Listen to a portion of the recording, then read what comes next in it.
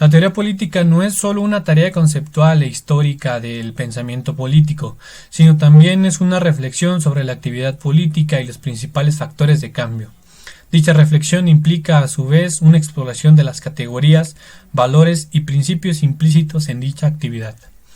La teoría política empírica, como así se nombra, se construyó a través de análisis que fueron básicamente articuladas por académicos vinculados con la actividad teórica. Estas actividades son críticas hacia movimientos, a los derechos civiles, a tensiones internacionales, a la Guerra Fría y cualquier otro tipo de fenómeno público. Una de las obras más importantes para la teoría política y que fueron fundamentales fue el libro La teoría de la justicia con el autor John Rawls.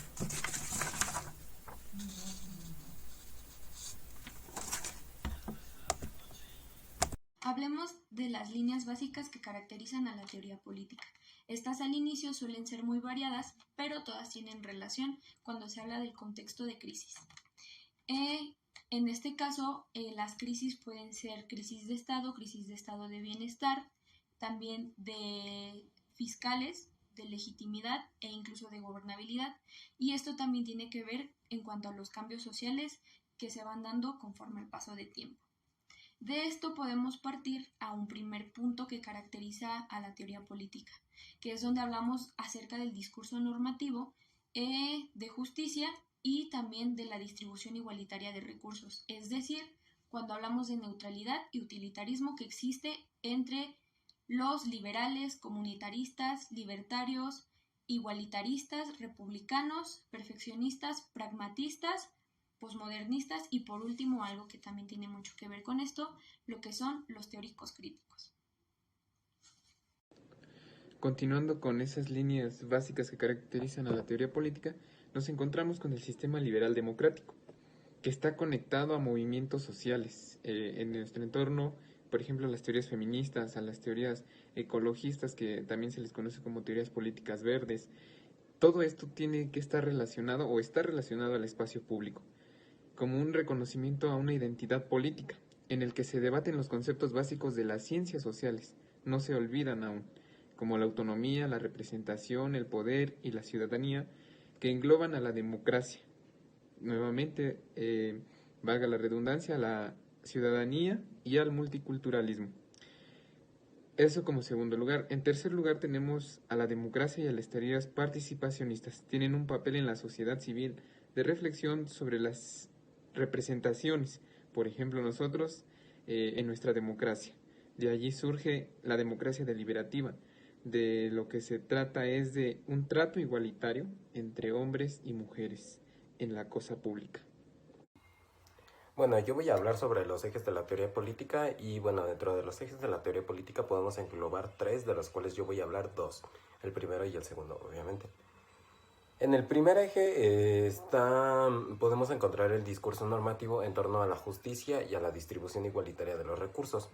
Esto junto con los debates colaterales como la neutralidad o el utilitarismo entre los liberales como John Rawls, los comunitaristas con McLeinter y Sandel, además de los libertarios con Nassik, los igualitaristas con Dworkin, los republicanos con Weiser y Taylor, además de los perfeccionistas con Ras y Gayston, los pragmatistas con Rorty y los postmodernistas y teóricos críticos con Habermas, McCarthy y White.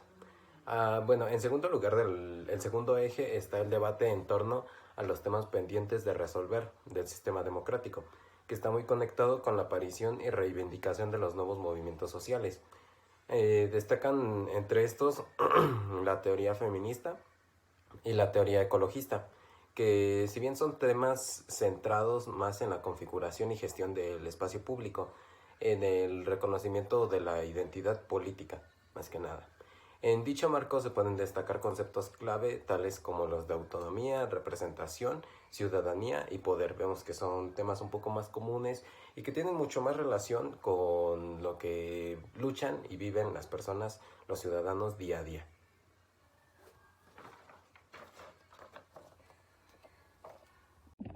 Bien, como tercer eje que configura el mundo de la teoría política, el universo de la teoría política, se encuentra el debate de la democracia participativa, que en esta se formula, se ejecuta, se evalúa y se da seguimiento a políticas públicas en base a mejorar una democracia, a participación ciudadana y a teorías participacionistas.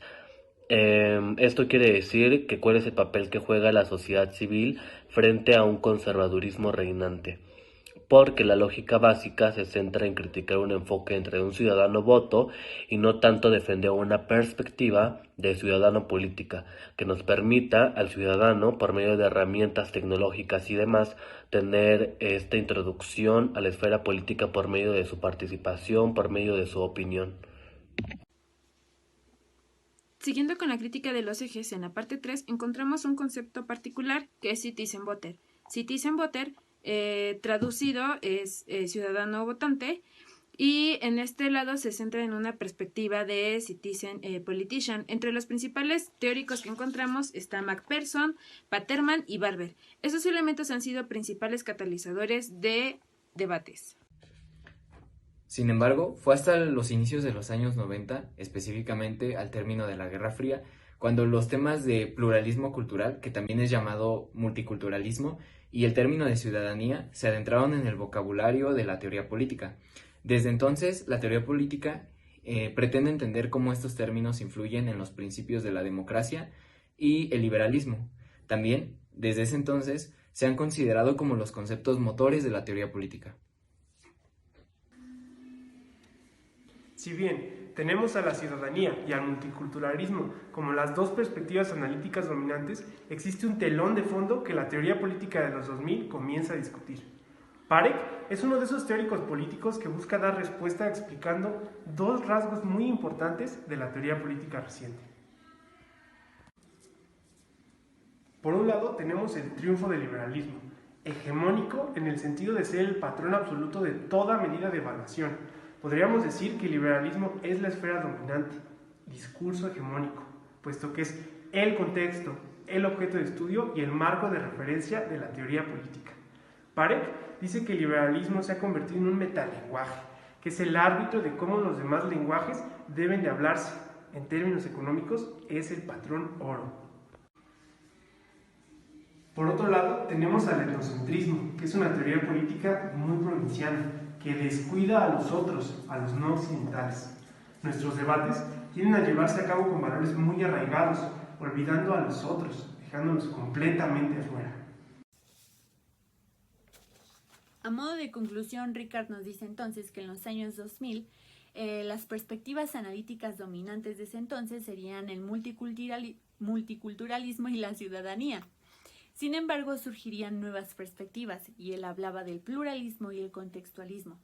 El pluralismo que iba a ser representado por un teórico llamado Parekh en los años 2000, el cual se cuestionaba la normatividad de la homogeneidad dentro de la teoría, mientras que Carens representaba el contextualismo, el cual afirmaba que no podría existir la teoría sin un marco contextual, ya que el marco contextual era el que dotaba de sentido a los argumentos que el teórico político crearía. Ricard dice entonces que tanto las nuevas metodologías contextualistas y pluralistas serían muy importantes en un futuro inmediato, y ese futuro inmediato es hoy. Gracias.